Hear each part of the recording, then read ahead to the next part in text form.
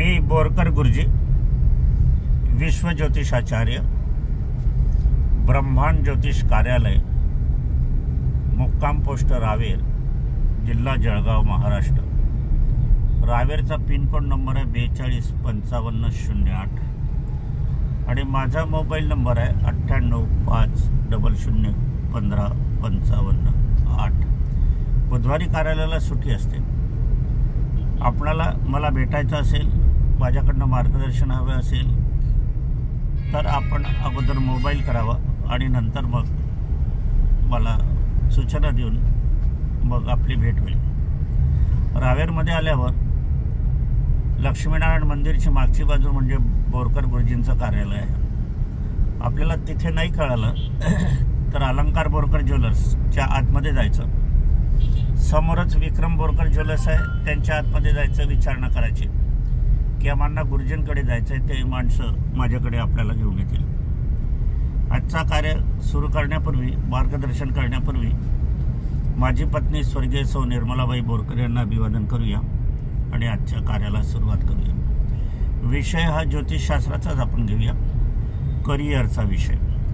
आता करिअर करायचं असेल तर कोणत्या याच्यात करायचं हा एक प्रश्न येतो।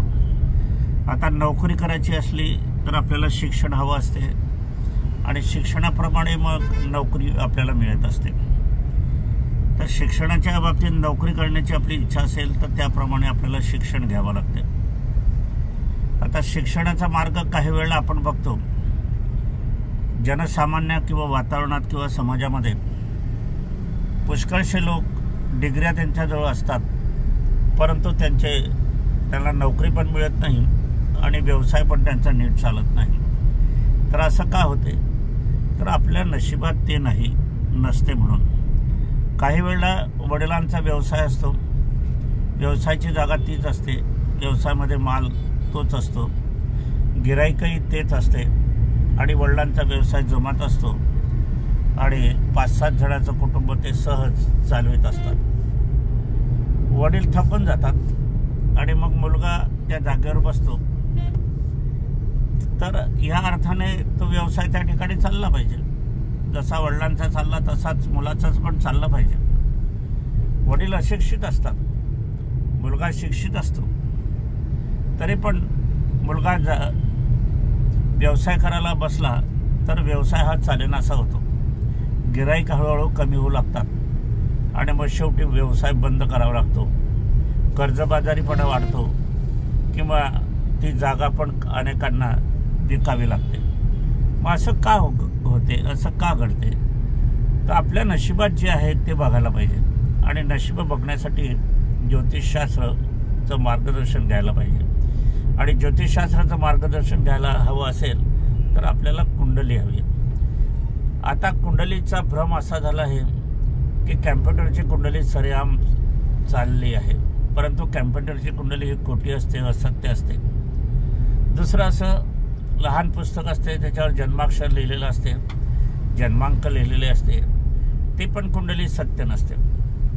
डोळ्याचा प्रॉब्लेम असेल तर डोळ्याच्या डॉक्टरकडे जावं लागेल आपल्याला। दाताविषयी काही दुःख असेल तर आपल्याला दाताचा डॉक्टर बघावं लागेल, डेंटिस्ट बघावं लागेल। त्याचप्रमाणे आपल्याला काय बघायचं आहे, आपल्याला व्यवसाय बघायचा आहे, नोकरी बघायचं आहे, तर करिअरची कुंडली आपल्याला सर्वप्रथम मांडावी लागेल। जन्मकुंडलीवरून याचं भाष्य होत नाही। जो विषय असेल त्या विषयाच्या कुंडलीवरून आपल्याला भाष्य करता येते आणि सत्यतेकडे जाता येत असते, परंतु यासाठी मात्र जाणकार ज्योतिषाचीच आवश्यकता असते।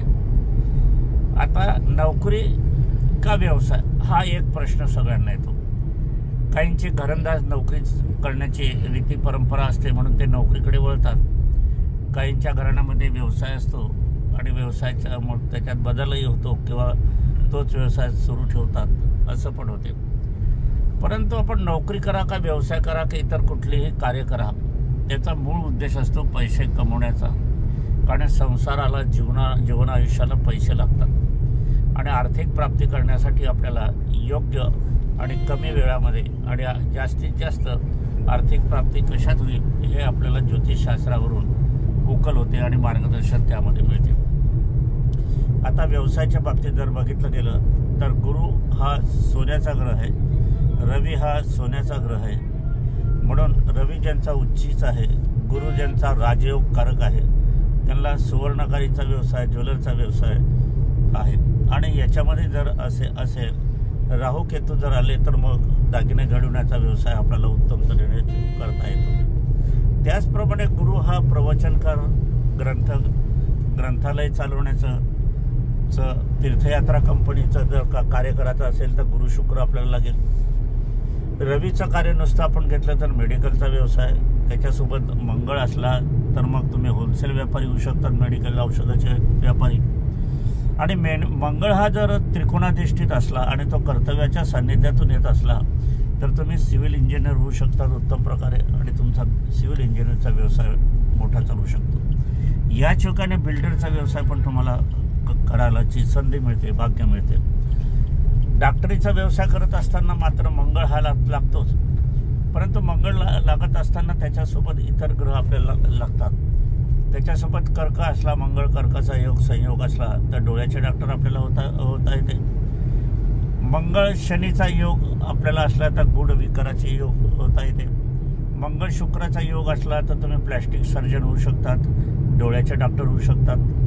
आणि मंगळ आणि गुरु वृश्चिक राशीचा संबंधित असला तर स्त्रीरोग तज्ज्ञ आपण होऊ शकतात.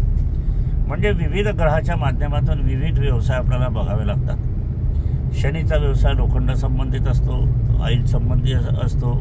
शुक्र आला तर तुम्ही माल वाहतुकीचा व्यवसाय करू शकतात, तुम्ही रिक्षा चालवू शकतात किंवा अन्नधान्याचा व्यापार, तेलबियाचा व्यापार तुम्ही करू शकता.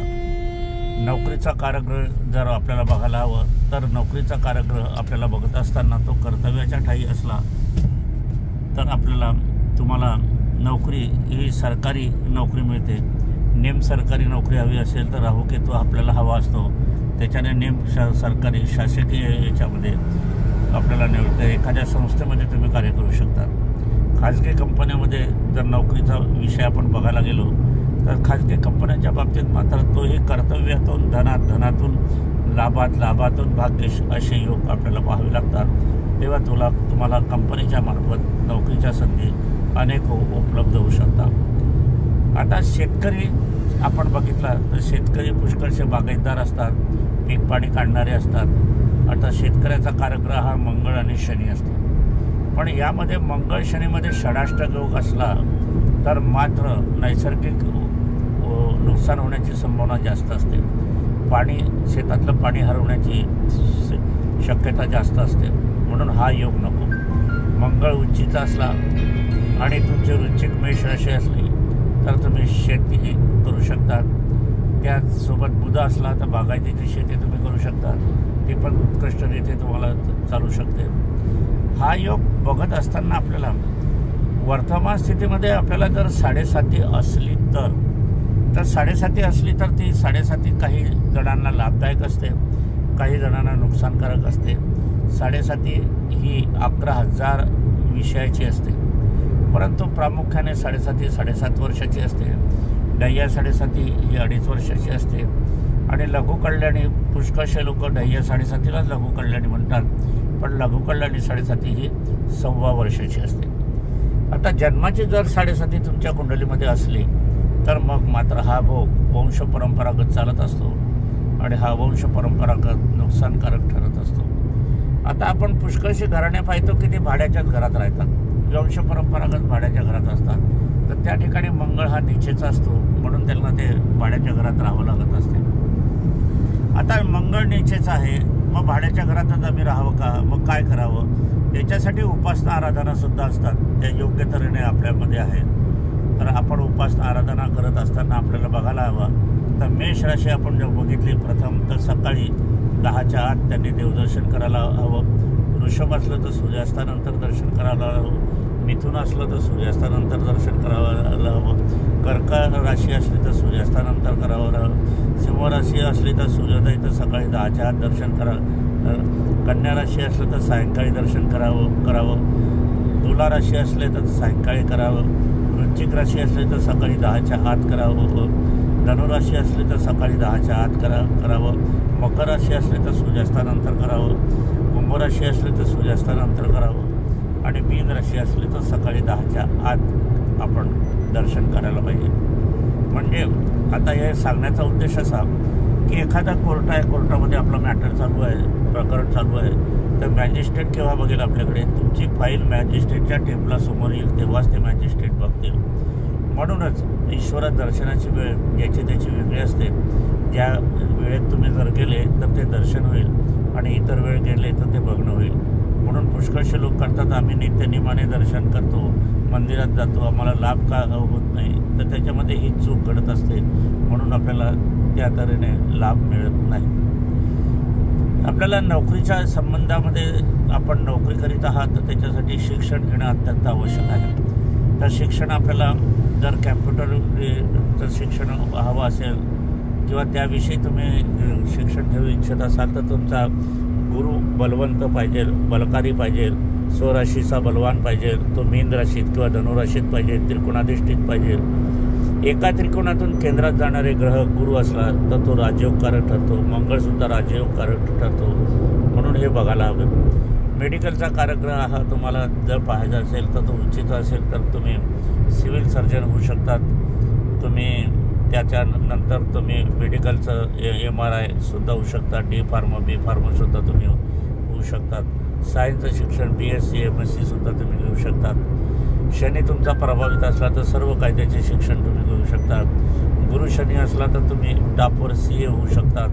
कायदेशीर प्रकरणाचे तुम्ही त्या बाबतीत जमा खर्चाच्या बाबतीत तुम्ही मुनिमजीसुद्धा होऊ शकतात. या गोष्टीने गुरु प्रभावला असला तर तुम्ही कॅम्प्युटर इंजिनियर तुम्ही होऊ शकतात. सॉफ्टवेअरचे इंजिनियर तुम्ही होऊ शकतात.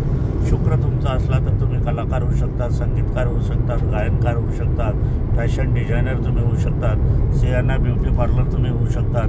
केश करताना वालेल्यांनी हा कोर्स केला तर अत्यंत त्यांना लाभाचा आणि भाग्याचा ठरत असतो.